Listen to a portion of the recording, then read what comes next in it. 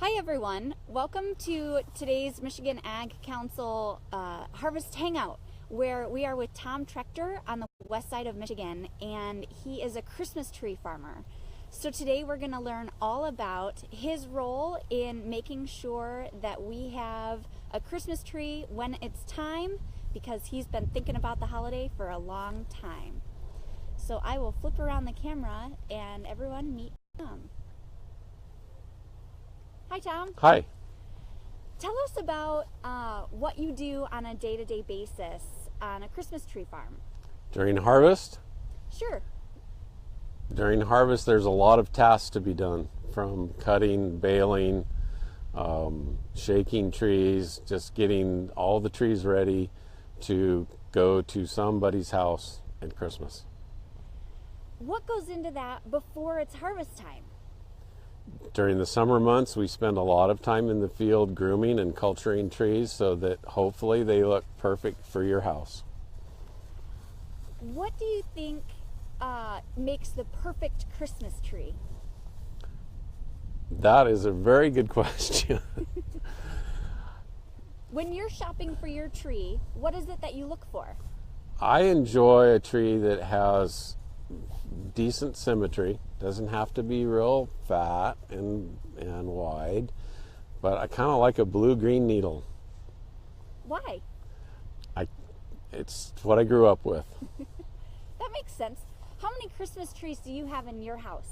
We have two in our house. We have one main larger tree for the family, and my son has a little smaller tree in his room. Very cool. Kathy is asking us, how long is your harvest or sale season? The sale season actually goes quite long. We will have customers that will order trees in January right after the season's over because things are fresh in their mind and they want to get their order in for next year. But it really ramps up in August and September and October. Okay, and how many Christmas tree farmers are there in Michigan? Do you know? Over 200, I believe. Okay. What makes Michigan Christmas tree farms so unique? Well, the most unique thing I think about Michigan and the ability to grow a variety of trees here is probably Lake Michigan. It gives us a great moderating climate. We really like it in the fall when the skies are gray and gloomy, because we don't like too much sunlight on our Christmas trees. What does the sunlight do to those trees? It just dries them out, and when it's nice and cloudy and cool and moist, then the trees stay more fresh and will last longer. Yeah. So we can see a lot of the trees behind you ready in piles, and there's even a truck behind you. Tell us a little bit about where do these trees go from here, and how long have you been making these piles? From here, the trees will go to many retail locations throughout 23 states and one province in Canada. That's about my customer base. We have been at the Christmas tree harvest for 3 weeks. Wow. How old are these trees before you cut them? They have, from the time we take them to the field, 6 years at a minimum before we'll be able to cut a tree that's 6 foot tall. And typically we are probably talking about 8 or 9, possibly 10 years for the larger trees, the taller trees. Yeah. And there's more that goes into that than just height too, right? Yes. How do you groom the trees year after year to make a perfect pile like we see today? Well, the summer months are filled with shearing. We do every tree by hand with a shearing knife, and it is an art form. And gosh, how many trees do you grow every year? Current inventory would be right about 1.5 million. 1 million trees? Yeah. Tell us more about that. Okay. Well, obviously not every tree is going to be marketable in the field. So that's our job in the summer, is we go through and we select the trees that we think will be harvestable quality. And those that aren't harvestable quality get to hang around and have a chance to be better next year. So you have to have a fair sized inventory in order to pick the best so that we can bring the best to harvest. Yeah. And how many varieties of trees do you raise? We grow 7 different varieties,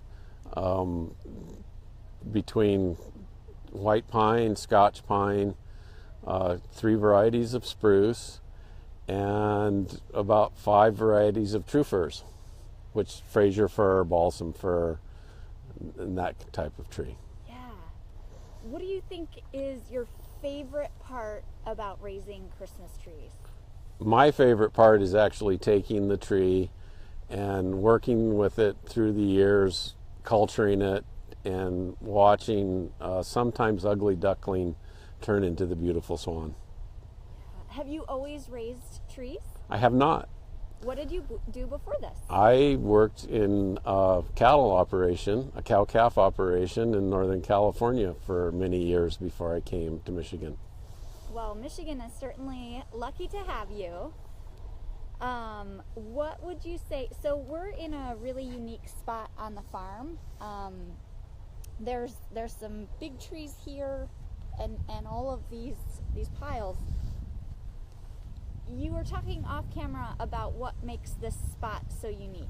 Well, I think it's the hardwoods. It's like a natural refrigerator down here. We have broken sunlight because of the hardwood canopy, and it's always 10 or 12 degrees cooler here than it is in the outside environment, and it's always a little more humid down here. So it's like a big giant natural refrigerator. Yeah, and that all helps the tree to be super fresh then. Exactly. For your It helps customer. helps maintain freshness, and it's just a great storage facility. Yeah. Awesome. Let's see. So, being that you raise a lot of trees year after year, what sorts of wildlife do you see on your farm? Goodness. We see plenty of deer, a lot of squirrels, rabbits, raccoons, coyotes, eagles, a lot of different kind of hawks. I guess that probably sums it up. What a neat experience to be working outdoors all the time. It's not, it's the only thing I know. I've always worked outside. I've never had an inside job. I can tell you that last week when it was 12 degrees, it wasn't that much fun, but we still do it. Cool.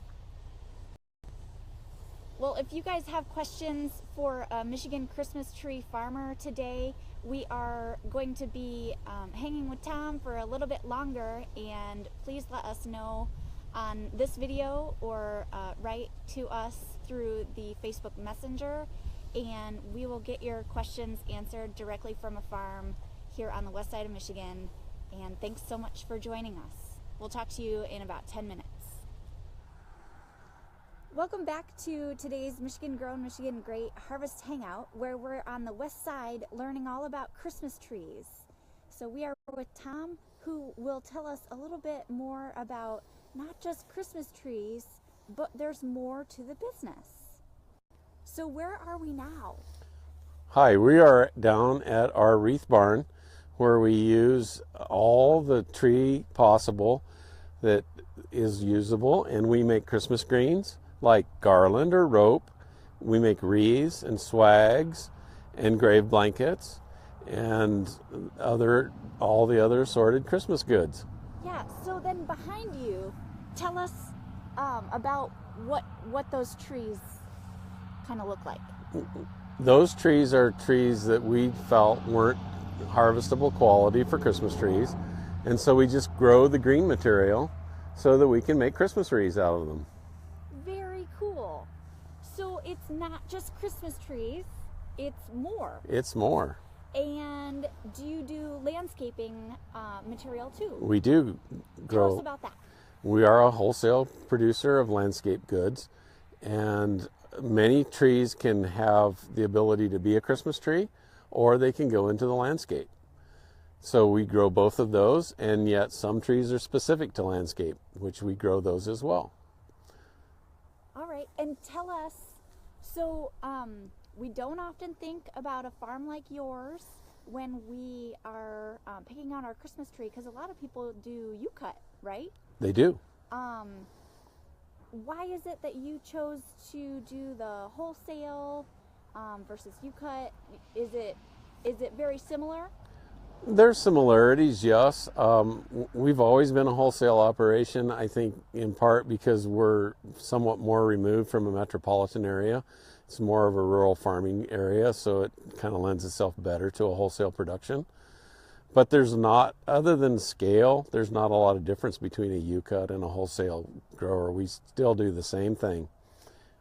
Cool. So even if I do, if I don't have time to do a U-cut farm, if I buy my tree from a lot, I'm still supporting you as a farmer in Michigan, right? You certainly are. As long as it's a real tree, you are going to support some local farmer in Michigan or other states who grow Christmas trees.